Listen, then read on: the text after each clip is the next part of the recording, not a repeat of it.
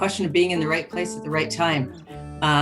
In 1987, my husband was transferred to Calgary from Oakville, Ontario, and we packed up and brought our young family out here. And it happened to be the year before the Olympics were going to start. So I had decided that if I was going to be in Calgary, I would try and be a volunteer for the Olympics, which I did. And it turned out that Hockey Canada needed a receptionist, which was something that was a little bit unique for me. I had been in management positions, but thought I would jump at the opportunity either way.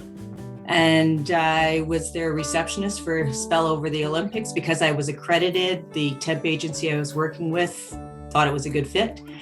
And I met a lot of great people through that experience, as well as through my volunteering experience with the Olympics. And then it just grew from there. I was very fortunate that in March following the Olympics, Hockey Canada brought me on full time.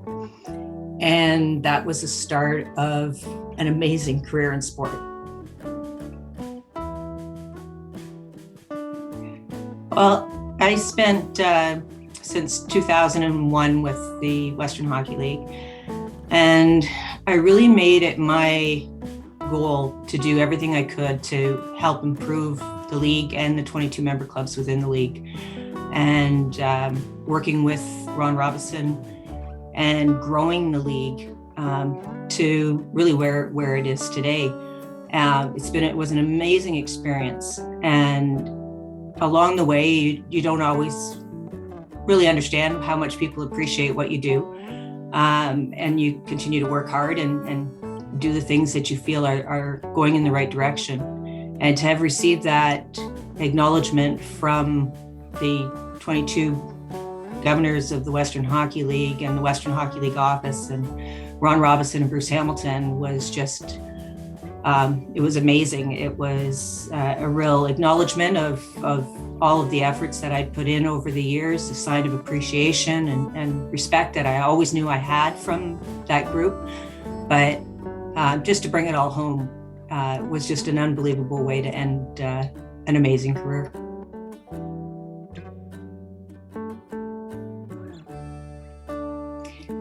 I'll start off with the league office. And I mean, really, Allison Chambers and Stacey Baker were mainstays for me. They both worked with me directly, and they were the ground.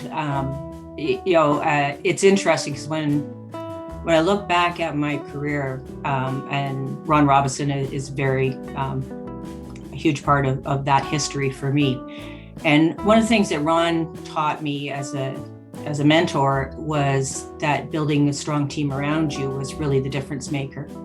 And for me, that strong team consisted of in the latter years was really Allison Chambers within the marketing area and Stacey Baker within finance. And together we were able to accomplish an awful lot for the league and feel very proud of those accomplishments. Outside of the league, there was not very many females in the league when I came in. I was rather an anomaly myself. I was the first female to enter that boardroom. At the time, Anne-Marie Hamilton was with the Kelowna Rockets and has been throughout my career. She's been there and a mainstay and a very strong woman and somebody who I admire. Lisa Hollenbach with the Portland Winterhawks was also just an incredible woman to watch through how she progressed through sport and with changes within that organization and how she really rose to a lot of challenges. There are numerous others. I know Allison had a good roundtable yesterday, and she's a number of the people that she worked with there have been with the league for quite some time. So we're seeing more and more opportunities for females within the league, and they're all very strong and independent women. I think that's really the key to success on that side.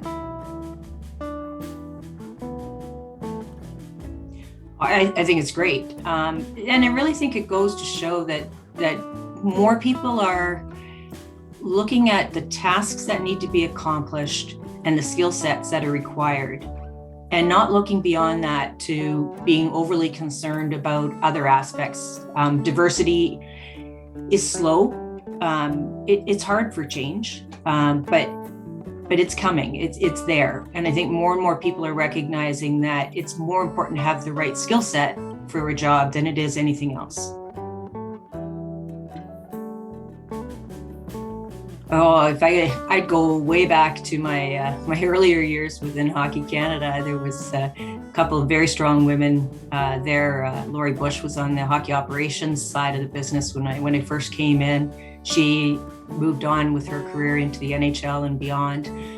Marge Roper was working on the administrative side. She was actually the person who had hired me originally, and just such a strong individual that these were women who made you believe that you could accomplish anything, and it didn't matter that you were entering into a man's world, that you could still make an impression, you could improve the game, you could have a very strong key role within all of those things.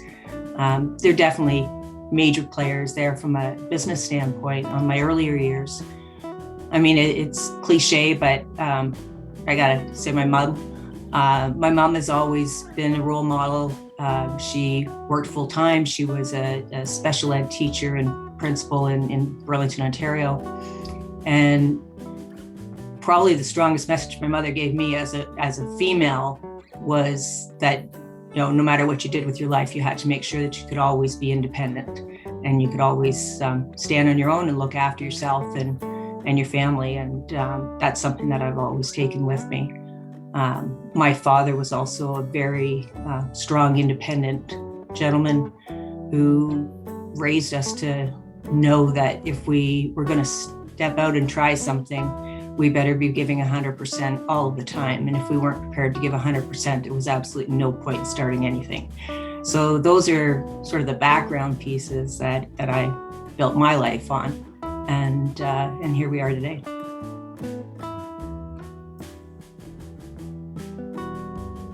Start with be yourself. Don't try to be one of the boys. Make sure that you understand that you've got a lot of strong qualities and that you don't need to be one of the boys to fit in. It's your skill set that's going to rise above, and that's what's going to give you the opportunities in your career. And I've watched a lot of young women that have come in, and that's really been, I think my message to them has been just, you've got what it takes, but if you allow the environment around you to dictate how you're going to change yourself, it's not going to be successful. You really have to stay true to yourself throughout your career.